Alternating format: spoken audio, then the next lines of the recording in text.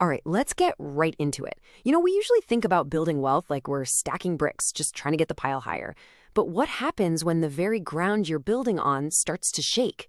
Today, we're going to look at a totally different model. We're going to see wealth not as just a pile of assets, but as an architecture, something you have to consciously design to handle and maybe even benefit from this crazy, fast-changing world we live in. And this quote right here from Dr. Pooyan Ghamari just nails it. This isn't some slow, polite evolution we're talking about. The whole idea of value, of capital, of what an asset even is, it's all being violently reshaped. It feels like a whole new era is arriving all at once. And yeah, the old rules, they're breaking. So that brings up a really crucial question for every single one of us. Is your financial life, your portfolio, built on the solid bedrock of ideas that will last? Or is it sitting on the moving ground of assumptions from the last century? It's a tough question, but it's one we absolutely have to face. To figure out where we need to go, we first have to get real about why the old maps just don't work anymore. The financial playbooks that guided investors for, the last 50 years? Well, they were drawn up for a completely different world. A world that honestly is disappearing in the rearview mirror pretty fast. And you can really see the difference right here. The old world? It ran on predictable institutions, stable governments, clear borders. You kind of knew the rules of the game. But today? Oh man, today's reality is all about algorithmic trading that moves faster than we can even think. Massive, unpredictable policy experiments from central banks, and decentralized networks that couldn't care less about old-school borders. It's a whole new ballgame. And this metaphor just gets to the heart of it all. You know that classic 60% stocks, 40% bonds portfolio? It used to be the gold standard of sensible investing. It felt safe, like a solid family home. But today, relying on that same structure, it feels like you're living in a house built right on top of an earthquake fault line. The ground itself has become the risk. Okay, so if that old promise of stability is gone, what do? We have to start thinking differently. We need a new guiding principle. It's time to stop trying to predict the weather and instead focus on building a ship that's designed for a hurricane, one that can handle any storm that comes its way. And the key idea for this new architecture is a concept called anti-fragility. Now, this is more than just being resilient or tough. A resilient system gets hit and it survives, right? But an anti-fragile system, it gets hit with stress, with shocks, with total chaos, and it actually gets stronger. Think of it like a muscle. You stress it in the gym and it grows back bigger and more capable. That's what we're aiming for. So here's the big mindset shift. In a world this unpredictable, trying to forecast exactly what's going to happen next year or even next week is a fool's errand. It's a losing game. The smarter move is to build a robust framework that can succeed no matter what the future throws at it, instead of just betting on one single prediction being right. So what does this anti-fragile framework actually look like in practice? Well, it stands on three main pillars.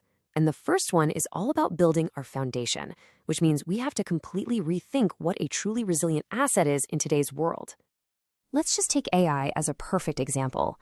All the headlines are obsessed with the latest cool app, the newest chat model, but those things are fleeting. They have a super short shelf life. The real durable value, the anti-fragile layer, is what's underneath. We're talking about the raw computing power, the specialized chips, and the massive energy grids that make it all possible. The foundation is what lasts, long after the apps are forgotten. And that same thinking applies to the physical world too. The actual skeleton of the next economy is being built with very real, very specific things. We're talking about the essential materials for electrification, the core components for advanced manufacturing, and the resources needed for secure energy storage. These aren't just trends, you guys. These are the non-negotiable building blocks, and they have real scarcity. Now, our second pillar has nothing to do with what you own. It's all about how you think and operate. This one requires a really deep mental shift, from being a passive buyer of whatever financial products are on offer to becoming an active builder of your own financial reality. And the difference between these two is just night and day. A buyer picks something off a menu, follows the rules someone else made, and basically outsources their understanding to an advisor. But a builder puts in the work to really understand how the system works from the ground up.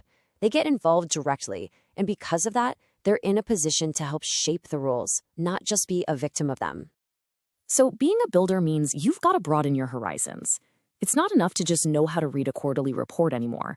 You have to get smart about fields that used to seem totally separate from finance. I mean, think about it. Cryptography is what secures digital value. Energy grids are what power the entire digital world. Semiconductor design is the literal foundation of AI. Understanding this stuff isn't just a hobby anymore. It's about understanding where real power and value are going to be for decades to come. Okay, so this brings us to our third and final pillar, and this one might be the one that feels the most radical.